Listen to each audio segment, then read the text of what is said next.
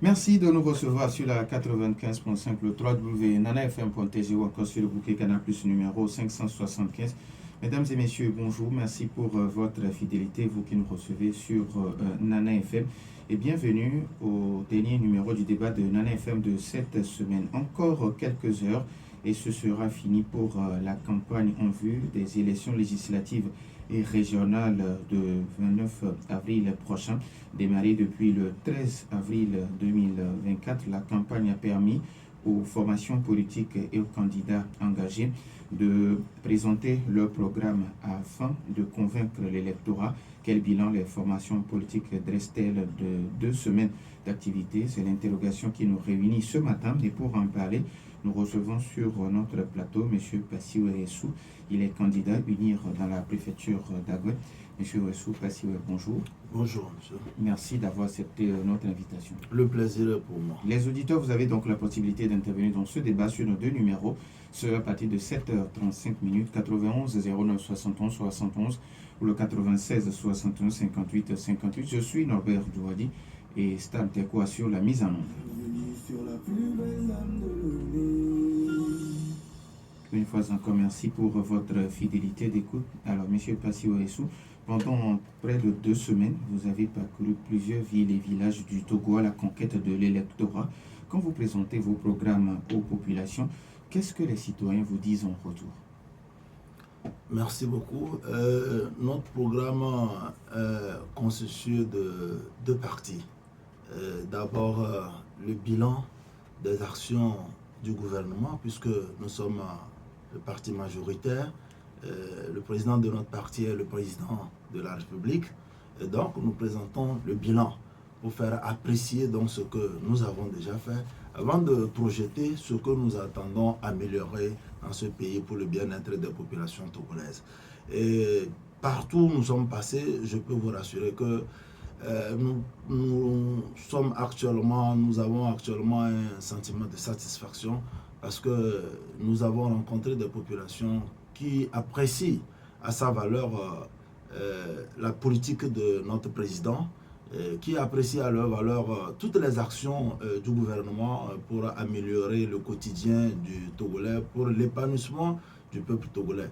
Donc c'est un peuple très attentif, c'est une population très attentive, c'est des citoyens qui sont disposés à échanger, qui ont cherché à mieux comprendre certains aspects de la politique togolaise, à rentrer en profondeur par rapport à certaines informations pour lever le voile sur des informations qui circulent ça et là. Et nous avons donc eu l'occasion d'échanger avec nos frères et sœurs et occasion donc de leur donner des explications et les promesses sur ce que nous entendons améliorer, parce que je parle d'améliorer parce que nous sommes déjà en action et donc nous allons dans les prochains mois, les prochaines semaines, améliorer donc ce que nous avons toujours fait et en bien pour le peuple togolais. Alors, qu'est-ce que la population, elle autre, elle vous présente en retour? Ses besoins, bien sûr. Oui, les besoins de la population restent les mêmes que nous avons comme préoccupation et qui sont dans notre champ, dans notre vision, c'est-à-dire l'amélioration des infrastructures routières, et l'amélioration du secteur de la santé. Et les populations apprécient et félicitent toutes les actions du chef de l'État dans le secteur de l'éducation, la gratuité de l'école, la construction des bâtiments scolaires, la formation des enseignants, le recrutement des enseignants, idem dans le secteur de la santé. Et les populations souhaitent vraiment voir le prix du maïs diminuer et nous promettons déjà avec les actions entreprises par le président de la République et tout le gouvernement que l'organisation du secteur de l'agriculture est promettante et que dans les années à venir, nous pensons vraiment stabiliser ce prix et que le prix du maïs, du bol de maïs, soit celui que nous souhaitons avoir et donc le plus bas. Alors, quelle garantie vous donnez à la population que ce ne sont pas que des promesses de campagne, mais que ces programmes seront réalisés? Bon, il n'y a pas de garantie à donner parce que nous sommes déjà dans l'action. Et donc, quand quelqu'un vous dit déjà ce qu'il fait, ce qu'il réalise, vous savez s'il peut continuer ou s'il peut faire.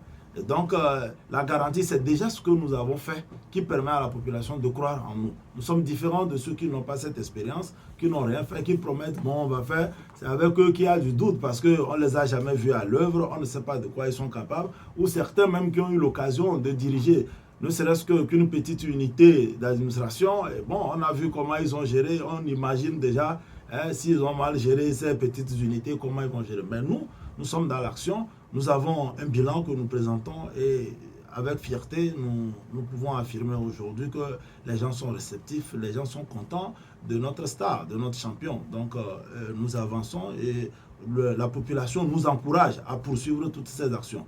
Nous sommes en saison pluvieuse, on note des inondations à certains niveaux, mais la population est fière de dire que nous n'avons plus les mêmes niveaux d'inondation, les mêmes secteurs inondés comme par le passé. Ça veut dire qu'il y a du travail qui est fait. Et donc, à certains endroits, on vous dit, faites l'effort de construire des retenues d'eau chez nous comme vous l'avez fait à tel endroit, à tel endroit. Faites l'effort de renforcer les infrastructures scolaires comme vous avez fait. On a vu de très beaux bâtiments.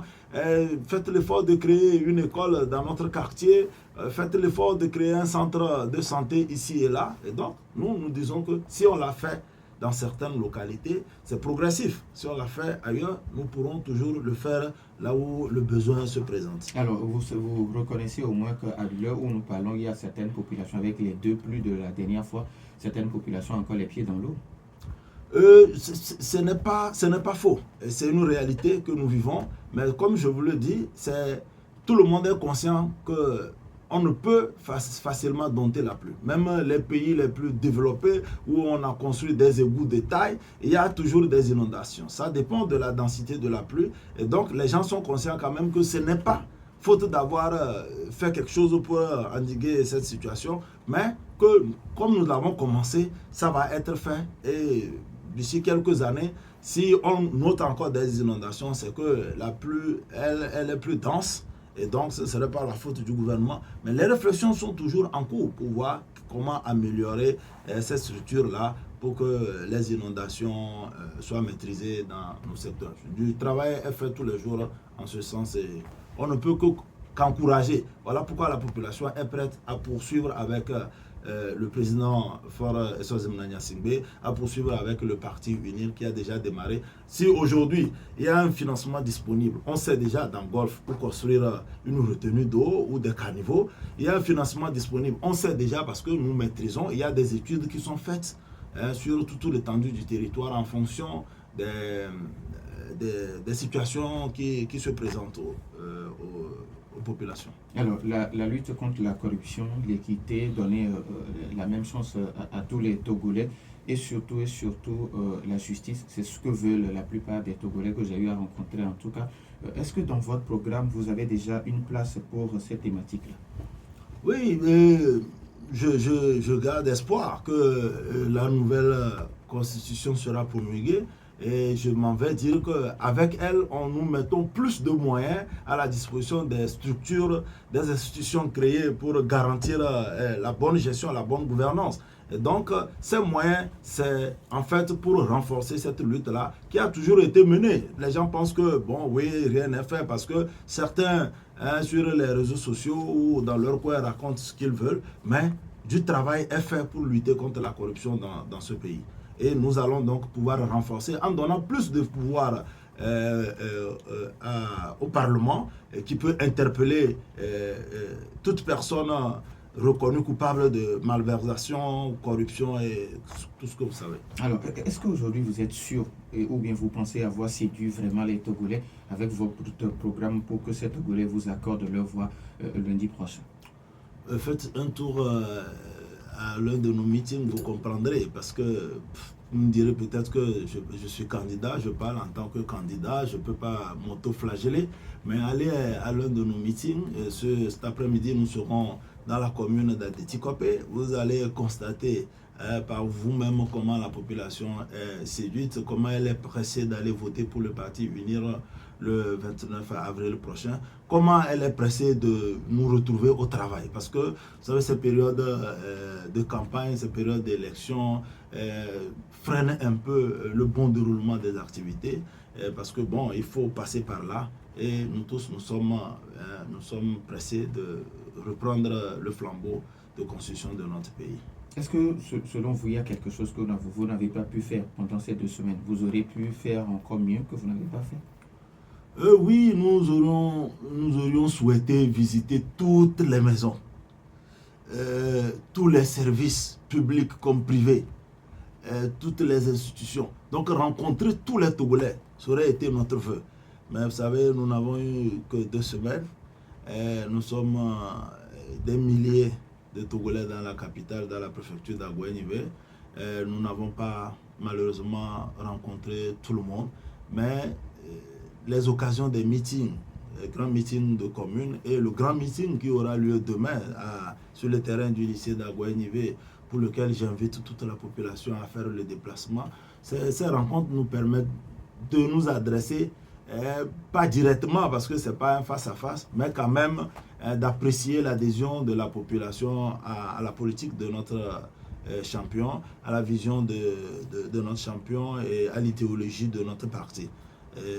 Nous partons rassurés, que faute d'avoir pu contacter individuellement nos concitoyens, ils essaient de venir vers nous à travers les meetings, les grands meetings, pour nous écouter et pour nous apporter leur soutien. Alors, quand certaines personnes pensent que vous venez seulement vous présenter vos programmes sans prendre le temps de recueillir les avis des uns et les autres sur la façon dont le pays est gouverné, sur la façon dont les choses sont faites, vous pensez que quoi?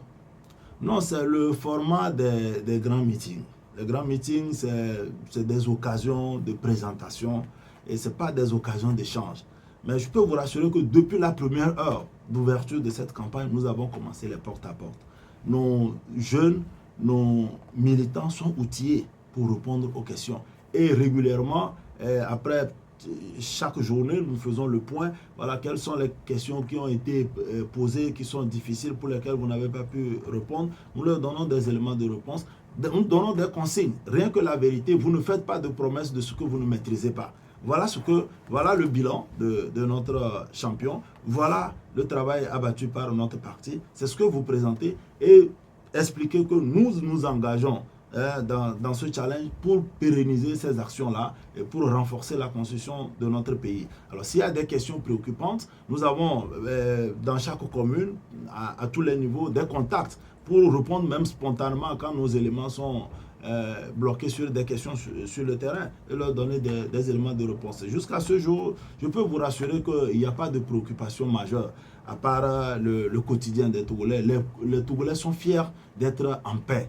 Les Togolais sont fiers d'être en sécurité. Ce qu'ils veulent aujourd'hui, c'est vraiment que le panier de la ménagère soit vraiment renforcé, amélioré, pour que les gens vivent vraiment dans la joie au quotidien. Et il y a des projets en ce sens. Les femmes, elles sont très fières des projets mis en place pour les accompagner dans leur business.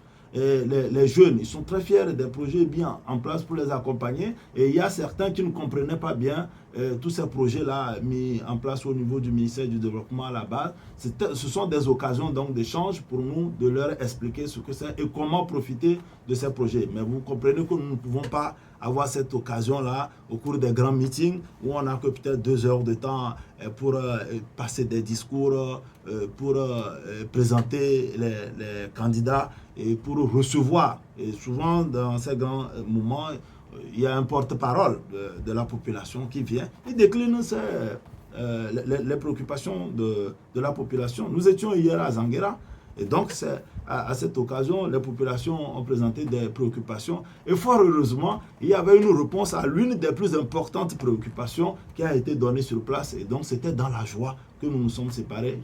Quand je parle des plus importantes préoccupations, c'est la construction du marché de Zanguera. Voilà donc un projet qui était au programme du gouvernement et qui leur a été officiellement annoncé. Alors, est-ce que le parti UNIRA a également rencontré la délégation de la CEDEAO qui était à l'ONU? Le parti uni, bon, ça c'est au niveau, nous sommes en pleine campagne, je ne saurais répondre si, vous savez que c'est un parti ouvert. Et si une délégation est là et qui veut rencontrer le parti uni, vous ne pouvez pas imaginer qu'on refuse ou bien qu'on n'accepte pas. Nous sommes un parti très discipliné, très bien organisé. Et je n'ai pas d'informations précises sur cette rencontre, mais je sais que malgré que nous soyons en campagne, les premiers responsables, l'exécutif du parti est opérationnel et organise des rencontres, des échanges.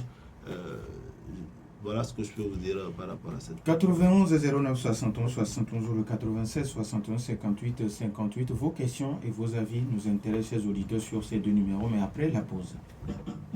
64e anniversaire.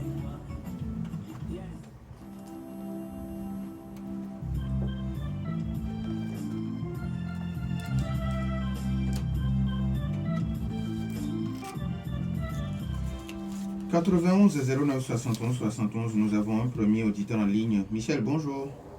Bonjour. Comment allez-vous? Je vais bien. Ah, ok. Je vais bien également. Comment vous allez? Dieu merci, ça va. Bonjour à l'invité. Oui, bonjour monsieur. Je crois que vous avez posé une question à l'invité et il a répondu que du travail se fait sur la corruption dans ce pays et qu'on travaille, que leur champion travaille. Et je voudrais qu'il donne des exemples de corruption traitée. Et sinon, et moi je vois qu'au Togo, l'impunité est démentielle. Parce que on peut citer toutes les affaires de la CAN 2013 et Petrol Gate, la route de Vaughan, les marchés brûlés où les enquêtes ont été ouvertes sans être fermées. Donc autant de choses qui prouvent que la corruption est encore au paroxysme. Et donc, pour continuer, à l'approche des élections, nous comprenons maintenant, ça dit que c'est un jeu qu'on a compris depuis longtemps. Monsieur l'invité, on attend, on vous vote, peut-être on vous fait confiance une fois, vous attendez que vers le milieu ou vers la fin, vous réalisez quelques petites actions et vous attendez encore à la nouvelle occasion pour dire non, on a fait un peu, vous-même vous avez vu, donc on va encore continuer. Alors qu'on répète ça depuis des années, et maintenant ça fait 20 ans. Si en 20 ans, vous n'avez pas fait quelque chose d'extraordinaire qui puisse illuminer les Togolais, vous pensez-vous que c'est en un mandat de 5 ans encore ou 6 ans que vous allez encore réaliser? Non, ça dit, soyons sincères et honnêtes. Merci beaucoup à Michel. Nana FM, allô? Oui, bonjour. Bonjour, Kwame.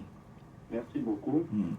Nous ne comptabilisons plus le bilan de Yadima parce que les gens ont eu 20 ans, ne serait-ce que 5 ans tout dernièrement, pour mettre les verrous sur la corruption, comme mon prédécesseur l'a dit, mais c'est du fiasco. Quand il parle de paix, moi je veux bien le faire comprendre que le Togolais, foncièrement, il est pacifique. Et ça, ce sont les étrangers qui me l'ont dit moi. C'est-à-dire, quand un Français rentre au Togo, il retrouve le Togolais pacifique, comparé à l'Ivoirien, au Malien, patati patata. Donc ça vous a dit que ce n'est pas le régime qui fait de ce pays un pays de paix. Plutôt, c'est le contraire que vous amenez des sujets de violence et vous braquez le pays dans cette circonstance de paix. Et quand moi je trouve votre paix, un paix qui s'écrit avec P-A-I-Y. Donc, à fortiori que vous nous proposez encore la paix, je pense que c'est de fausses routes. C'est de voir comment nos agents de sécurité travaillent sur les frontières qui font que nous avons la paix. Pas le travail du président de la République. C'est bien qu'il est le garant de la sécurité, mais les agents qui travaillent, ce sont des Togolais pacifiques. Maintenant, pour finir, ma deuxième préoccupation, c'est par rapport aux élections. On ne vous sent pas que vous êtes prêt à rentrer dans la ligne des partis politiques de l'opposition. Quand on vous gagne, vous êtes braqué et vous ne voulez pas céder la place à ceux qui ont réellement gagné. Est-ce que, par rapport à cette élection, l'Union est disposée à rentrer dans la ligne des partis de l'opposition? Merci beaucoup. Merci à Kwame. 91 09 71 71 ou le 96 61 58 58. Nana FM, allô? Oui, allô, bonjour. Mas Dalido Gomé, bonjour. Bonjour à votre invité. Oui, bonjour monsieur. Monsieur Djodi, Oui. vous avez posé une question à votre invité. à propos, vous avez dit, nous sommes, est-ce qu'il est sûr que les populations sont prêtes à voter pour unir? En réponse, il nous a invités à venir assister au meeting pour voir l'engouement des populations. Moi, je voudrais répondre à votre invité pour lui dire que, en effet, quand vous voyez les meetings de unir, les places sont inondées de personnes. C'est vraiment plein. Mais la vraie raison qui fait venir les gens là-bas, c'est parce que UNIR nous a appauvris. Nous, la population, UNIR nous a appauvris, ce qui fait que nous venons pour recevoir des vivres et des non-vivres. Ce n'est pas pour assister au meeting que nous venons.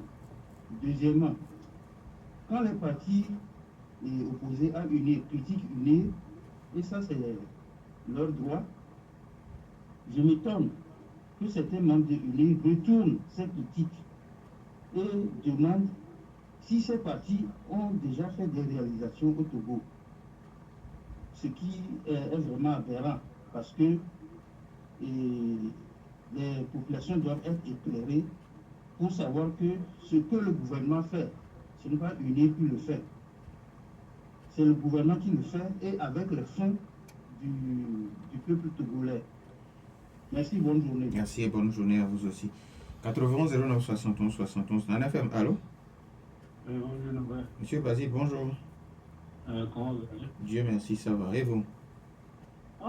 Heureusement. D'accord, on vous écoute. Comme votre invité avec son groupe, ils nous ont tenu le coup, on ne peut pas respirer dans le pays. On va toujours dire ça va togoulaisement.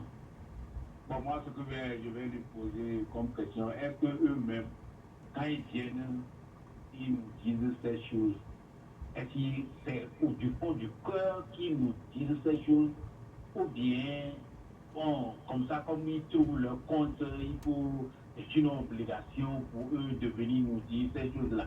On sait ce que le gouvernement nous fait dans ce pays, non? Hein? C'est ici au Togo, on ne paie même pas les fonctionnaires comme il faut. C'est ici au Togo, on vous prélève de l'argent en désordre. On a augmenté de l'argent sur tout dans le pays. C'est-à-dire, on nous malmène, on nous maltraite dans le pays. Et quand vous venez parler comme ça, notre champion, votre champion de quoi? Merci beaucoup à M. Basile. Nana FM, allô? Oui, allô? Oui, bonjour. Bonjour. Claude, j'appelle de Zogo. Monsieur Claude de Zongo, oui, allez-y, on vous écoute.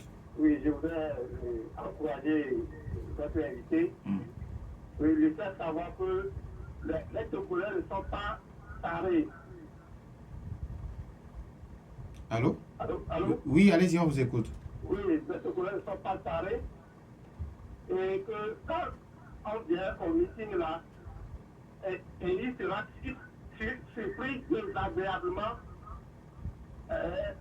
le 29. La parade trompe. Nous venons pour chercher ce que nous avons soutiré. Merci beaucoup à M. Claude. Nous avons notre auditeur en ligne. Nana FM, allô? Bonjour. Bonjour. Madame ici, comment allez-vous? Ça va, quoi. D'accord, oui, allez-y, nous écoute. Je voudrais demander à mon frère si ça ne lui dit pas de devenir président du Togo et nous faire du bien. C'est-à-dire nous construire des universités, et des écoles, tout ça, la climatisée, nos allocations de 200 000 par mois, et tout sera à l'œil, comme, je sais pas, comme dans l'Eldorado, parce que le pays est riche, on n'est pas nombreux. Si ça ne lui dit pas de devenir président, est-ce qu'il est fier? Est-ce que les partisans de son régime-là, est-ce que vous êtes fiers de la déliquescence dont vous avez plongé ce pays? Merci beaucoup à Madame ici. Nana FM, allô? Oui, allô? Oui, bonjour. Oui, bonjour Norbert. Bonjour à votre invité. Oui, C'est bonjour. Olivier Legbasito. Olivier de Legbasito. Ok. Tout à l'heure, j'ai écouté votre invité dire qu'ils ont de l'expérience, le groupe UNIR a de l'expérience, etc. Je voudrais leur dire que pas forcément le fait d'avoir de l'expérience qui permettent de construire un pays ou bien de faire quelque chose. Je caricature un tout petit peu. Quand moi j'étais au lycée, j'ai fait le lycée de Lomé-Port. En seconde, première et terminale, il peut aller demander à M. Yessi, l'ancien censeur, et à M. Barbosa, l'ancien proviseur. Ils vont vous le dire. Ceux qui ont redoublé les classes avant notre arrivée ont travaillé, puisque les gens ont fait le probatoire 2-3 fois, le bac 2-3 fois. Nous, on venait, mais on était les meilleurs devant ceux-là. Donc, pas forcément celui qui a de l'expérience qui peut faire quelque chose mieux que ceux qui n'ont pas de l'expérience. La preuve, tous les auditeurs qui viennent d'appeler mes prédécesseurs, ils ont démontré à suffisance que le Togolais souffre, que ça ne va pas. La MUP, l'assurance maladie universelle, dont on nous prélève l'argent chaque fin du mois, ben on prie sur tous les toits que c'est effectif depuis le mois de janvier, mais jusqu'à présent, on ne bénéficie de rien. Ben on nous prélève de l'argent. Mais au même moment, les gens souffrent, les gens tombent malades dans nos maisons, on les amène encore à l'hôpital. Avec quel argent nous allons soigner notre famille? Qu'ils ne cessent de bluffer la population. Si vous êtes incapable de gérer le pays, allez. Merci beaucoup à M. Olivier. Je pense que nous allons prendre le tout dernier auditeur. Nana FM, allô? Allô? 91 09 71 71. Nana FM, allô? Oui, bonjour. Oui, votre nom, s'il vous plaît. Allô? Monsieur Denis de l'Egbasito, oui, allez-y, on vous écoute. Moi, j'avais vu quelque chose qui m'a choqué. Dans le lycée du niveau de, comment on appelle, le Togo, je vois les gens amènent leur voiture d'application. Chaque heure. Ça m'a choqué. Parce que les voitures d'application, à partir de tout le pays, n'ont pas eu passer. Merci à vous aussi, monsieur Denis, depuis le Bassito. Je pense qu'on ne va plus prendre d'auditeurs. On va donner la possibilité à l'invité. Alors, vous avez suivi les uns et les autres. Monsieur Denis de l'Egbasito, on va commencer avec lui qui pense qu'il a vu dans vos meetings des gens qui sont venus avec des voitures de fonction, des voitures avec plaque verte, alors que c'est pour le Togo. Je ne sais pas si vous avez fait le même constat également. Merci à cet auditeur, merci pour leurs intérêts à cette émission et au quotidien du Togolais. Par rapport à cette préoccupation, moi personnellement, je n'ai pas vu et je peux vous rassurer que si des gens vont dans des meetings avec des véhicules de l'administration, c'est vraiment des choses à dénoncer, ce sont des inconduites et c'est interdit dans notre pays. Alors s'il a constaté, s'il a un numéro qu'il communique et puis les services compétents vont s'en occuper. Sinon, nous qui allons, chacun il va avec son véhicule ou d'autres, c'est en covoiturage, on se dirige où on va à nos activités. Donc si ça a vraiment existé, moi je n'ai pas vu et nous faisons beaucoup attention à être sûr que les gens ne le font pas. Parce que nous disons, même si vous sortez du boulot et que vous voulez aller rapidement à un meeting, ben, vous devez faire l'effort, soit vous laissez votre véhicule au boulot et vous partez avec un ami ou vous trouvez un autre moyen. Mais c'est interdit que les gens viennent à des activités politiques avec les véhicules de l'administration. Alors, monsieur Olivier de l'Egbasito, vous l'avez si bien dit que vous avez l'expérience en matière de gouvernance plus que les autres partis. Et monsieur Olivier qui pense qu'aujourd'hui, l'expérience compte moins. Non, sa comparaison n'est pas juste. Parce que redoubler une classe, ce n'est pas de l'expérience. Parce que les gens peuvent redoubler 3-4 fois la même classe. Redoubler une classe ne fait pas de vous des intelligents. Mais nous disons que nous avons l'expérience parce que nous réalisons des choses qui sont très appréciées par le peuple togolais. Et donc c'est sur la base de ça, nous disons que ce que nous avons déjà fait, nous sommes capables donc d'en faire encore. Si nous avons bitumé des voies, regardez un peu la voie le boulevard de 30 août de Lomé à Palimé.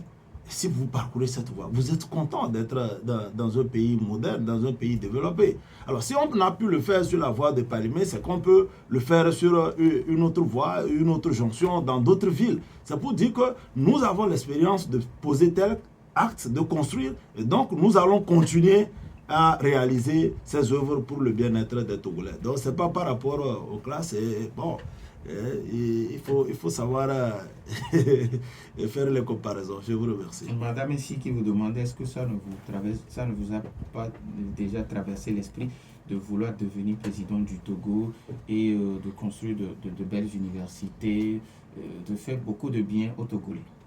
Vous savez, nous sommes des gens honnêtes. Nous sommes des gens formés, éduqués. Et quand quelqu'un est plus fort que vous, il faut l'accepter. Quand quelqu'un est meilleur que vous, il faut l'accepter. Vous prenez une équipe de football, vous avez près de 20 joueurs, mais c'est 11 qui jouent d'entrée.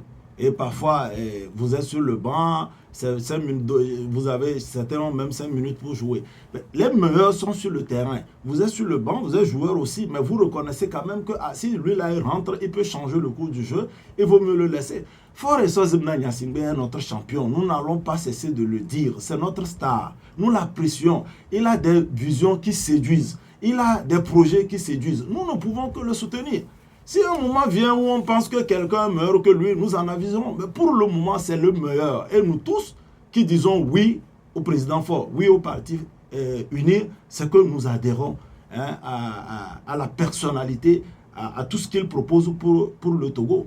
Alors si à un moment donné, on pense qu'on a vraiment meilleur que lui, eh ben, on pourra en discuter. Mais pour le moment, madame, je ne me sens pas dans la peau de diriger ce pays, de grâce. Ce n'est pas de la malhonnêteté, ce n'est pas de l'hypocrisie. Il faut être sincère. Et quand de loin nous voyons ce que c'est que gérer un pays et tous les problèmes de ce pays, il faut être courageux, il faut être pragmatique, il faut être charismatique pour dire que je vais diriger ce pays. Moi qui vous parle, je ne peux pas, madame. Et pour dire construire des belles écoles, de belles universités, je crois que du travail est fait. Madame, si vous connaissiez l'université de Lomé il y a 10 ans en arrière, vous allez aller demander audience pour féliciter le président Fort-Essoz Mnanyasingbe d'avoir mis des acteurs compétents à la tête de cette université qui est aujourd'hui une référence dans la sous-région, qui est appréciée. Moi, j'ai fait un master récemment en sciences politiques à l'université de Lomé. Nous avons reçu des professeurs venus du Cameroun, du Sénégal, qui nous disent que en Afrique de l'Ouest, nous avons la meilleure université après l'université de Sédar Senghor au Sénégal. Vous voyez donc des professeurs qui viennent de grands pays qui nous apprécient, c'est une fierté. Je ne sais pas pourquoi les Togolais ne veulent pas être sincères et accepter que du travail est fait et que le président Faure a des ambitions courageuses pour développer ce pays et qu'il le fait si bien. Alors, comme qui vous demande, est-ce qu'aujourd'hui votre formation politique est prête à reconnaître sa défaite si il advenait que UNI perdait les prochaines échéances électorales? Monsieur Norbert, l'Assemblée nationale sortante a 91 députés. Le parti UNIR n'a pas 91 députés. Est-ce qu'on est d'accord? Ça veut dire qu'il y a des zones où nous perdons. Et avec élégance, fair play, nous acceptons et nous cohabitons avec nos adversaires pour construire ce pays. Vous savez, le jeu, comment les choses se gèrent à l'Assemblée nationale. Nous n'avons pas la majorité absolue. Nous n'avons pas la totalité des sièges. Pour les municipales, nous n'avons pas toutes les mairies du Togo. Nous n'avons pas 117 mairies. Des partis de l'opposition occupent des mairies. Alors, il ne faut pas penser que nous sommes un parti politique, nous avons la vision de rassembler tout le peuple togolais, nous sommes union pour la République, donc union pour construire ce pays. Si le peuple togolais nous fait confiance à 100%, nous accepterons. Si à la sortie de cette élection du 29, nous avons la majorité des sièges, nous les prendrons.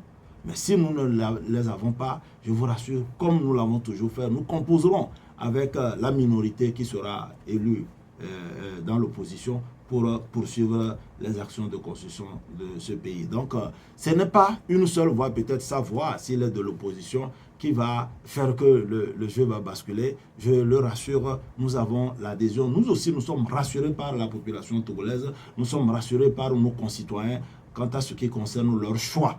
Et c'est le choix uni, le choix bleu, le choix du chef de l'État, le choix de la colombe blanche. Alors, comme il pense qu'en 5 ans, et puis Michel qui pense qu'en 5 ans, vous n'avez pas pu mettre le verrou sur la corruption et l'impunité dans notre pays. Ce n'est pas sincère de le dire ainsi. Nous avons une institution qui s'en occupe, c'est la Plucia.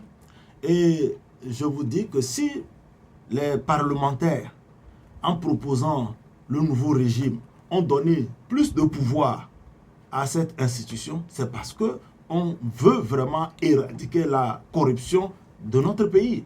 Si la PLUSIA a été mise en place, c'est parce que nous savons qu'il y a des inconduites, il y a des malversations et il faut sécuriser la gestion de ce pays. Voilà pourquoi ces institutions ont été mises en place. Maintenant, s'il y a des blocages dans la mise en œuvre de leur mission, bon, c'est normal, nous sommes des hommes et on cherche à parfaire. Et justement, c'est l'idée qui amène le Parlement à dire donnons plus de pouvoir à cette institution qui peut interpeller, qui peut transmettre des dossiers à la justice qui peut se saisir de certains dossiers, interpeller et donc aller pourquoi pas à la condamnation des personnes reconnues coupables de corruption dans ce pays. Donc nous faisons du travail et n'oublions pas, les gens parlent comme si c'est quelqu'un qui tombait du ciel, qui vient opérer des comportements indélicats que nous dénonçons. C'est nos frères togolais aussi, nous les connaissons. Qu'est-ce que nous-mêmes nous faisons? Parce que c'est une question d'éducation. Pour que quelqu'un ait peur de mettre la main sur le denier public, de mettre la main sur le bien public, il faut qu'il ait une bonne éducation pour lui faire comprendre que quand tu as une position, ce que tu gères appartient à tout le peuple togolais, pas à toi, pas à ta famille. Voilà. Donc, il nous faut travailler sur l'éducation, hein, le civisme. Il faut un travail de fond pour que ceux qui arrivent à ce niveau, ce ne sera pas une joie pour nous d'envoyer tous nos enfants chaque fois en prison. Vous savez qu'il y a une tentation très forte quand l'on est à la charge ou bien à côté de l'argent. Et donc, il faut avoir cette force d'esprit comme certains le font, pour être serein, être sain dans la gestion. Et donc, en mettant les garde-fous, en donnant plus de pouvoir à cette institution de lutte contre la corruption, nous attendons opérer un changement drastique dans la lutte contre la corruption dans notre pays. Nous avons un autre auditeur en ligne, Nana FM. Allô? L'auditeur est parti. 91 09 71 71 ou le 96 61 58 58. Je pense que l'auditeur va nous revenir. L'auditeur est là. Nana FM, allô? Allô? Oui, allô, bonjour Nana FM. Oui, bonjour. Ah, bonjour, du courage. Merci. J'espère que je salue mon candidat. Votre nom, s'il vous plaît. Monsieur Alassani. Monsieur Alassani, vous nous appelez de? Monsieur Alassani Dago. Oui, allez-y, on vous écoute.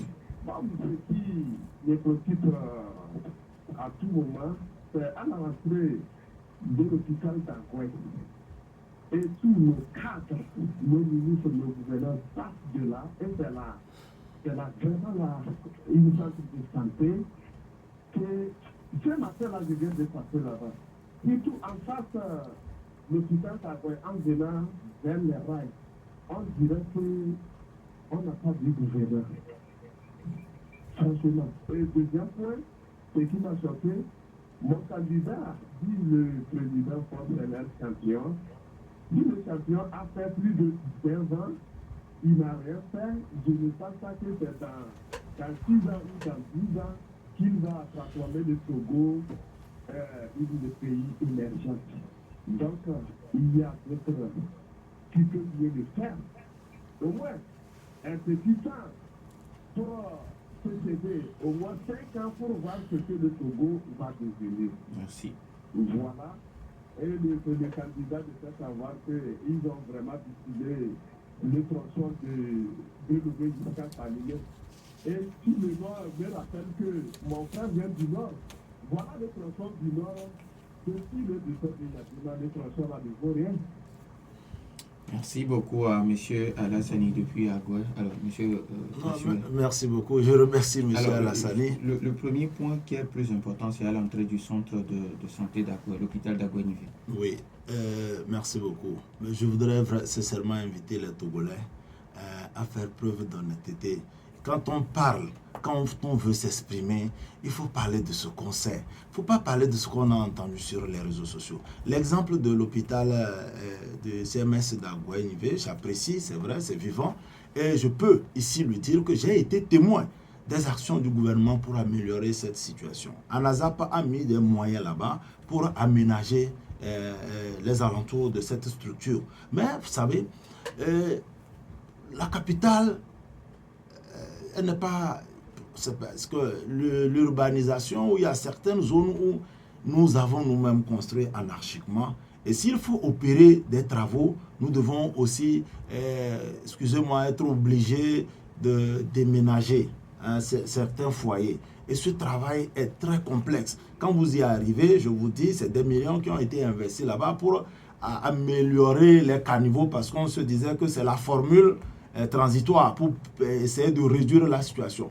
Mais force est de constater que ça n'a pas véritablement marché. Nous n'avons pas le même schéma, la même situation autour de cet hôpital, mais il y a amélioration. Je voudrais qu'il apprécie qu'il y a amélioration, mais ce n'est pas suffisant. Peut-être faut-il déplacer le centre, peut-être faut-il déplacer les habitations pour construire une retenue d'eau derrière, afin que l'eau ne puisse plus stagner devant l'hôpital. Donc, des réflexions sont toujours en cours. La mairie est là et je vous assure, approchez-vous de la mairie, vous allez voir. Ouais, nous vous disons que les mairies sont là, elles travaillent pour la population. Mais au conseil municipal, qui sont publics, nos habitants, nos concitoyens n'y vont pas pour s'exprimer. Monsieur Alassani pouvait aller à un conseil municipal pour dire oui, messieurs les maires, messieurs les conseillers, bon, qu'est-ce que vous prévoyez au budget de 2024 pour l'hôpital? Parce qu'il y a une situation criarde là-bas. C'est justement ce que nous demandons à nos populations. Chacun participe à la construction de ce pays. On ne le fait pas,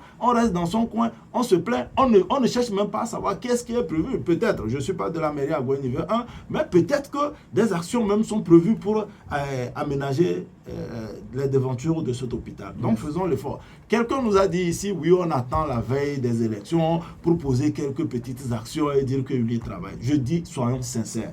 Vous êtes de l'opposition, peut-être vous êtes dans votre rôle, mais rien ne vous empêche de dire que UNIR fait du bien ici et dire qu'il reste à améliorer là. Donc nous ne sommes pas là les veilles des élections pour travailler. Nous travaillons et le peuple togolais est conscient et fier de ce que nous faisons. Qui dit santé dit fort ressources Mangnassibé.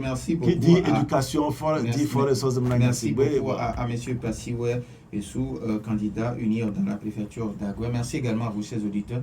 Fin de ce débat mis en onde par Stan Teko. Je suis Norbert Douadi. Bonne suite de nos programmes. Merci.